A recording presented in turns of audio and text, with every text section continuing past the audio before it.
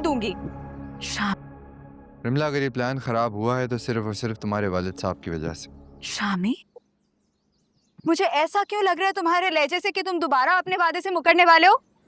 मैं ये होने नहीं साहब दूंगी। की वजह से। तो तुम इनकार कर देते ना उन्हें। इतना बेवकूफ समझती हो तुम हमें?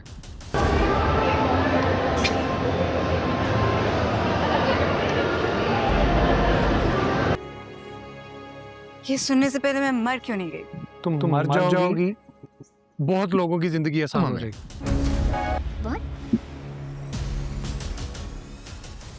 आसान हो जाएगी।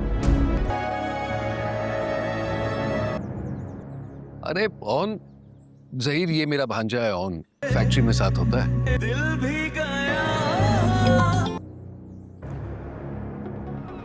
अस्सलाम वालेकुम। सबसे पहले ड्रामा पॉइंट हिट को सब्सक्राइब कर लीजिए।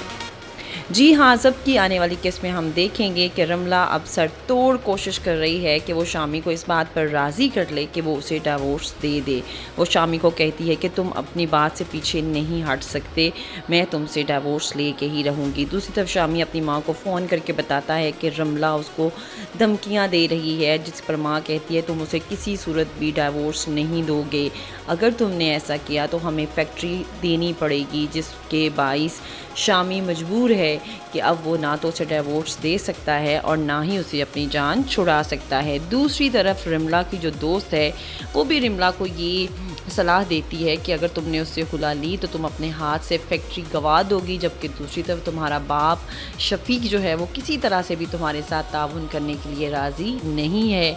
तो अब तुम अपने हाथों से अपने हाथ काट कर उसको ना दो, हाँ उसको इतना मजबूर कर दो कि वो खुद तुम्हें डाइवोर्स दे दे। दोनों पार्टियां बहुत शदीद तरह से फंस गई हैं। अब देखना ये है कि इसमें से रमला निकलती है या फिर शामी बुज़दिलों की तरह दोबारा निकलता है।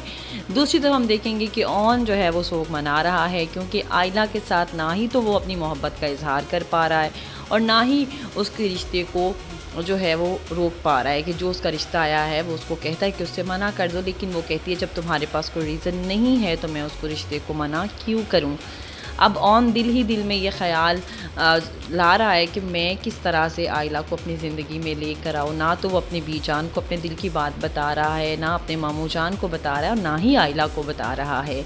अब देखना ये है कि क्या ऑन की किस्मत इतनी अच्छी है या ऑन की किस्मत इतनी उस पर मेहरबान है कि आयला खुद ब खुद उसकी ज़िंदगी में आ जाएगी। दूसरी तरफ जो नौकरानी है जी ताई जान की, वो उसने कोई कारनामा डाल देना है और उसने इस रिश्ते को तोड़वा देना है, जिससे ये पता चलेगा कि आयला का जो रिश्ता है, जो शादी होने जा रही है वो नहीं हो पाएगी और एट लास्ट फिर आयला की शादी ऑन से ही होगी। ऑन और आयला की जो लव स्टोरी है वो आने वाली किस्तों में हम देखेंगे। मज़ीद अपडेट्स के लिए जुड़े रहिए ड्रामा पॉइंट हिट के साथ। अगर आपको वीडियो पसंद आए तो please do like and subscribe my channel and like and share the video. Thank you.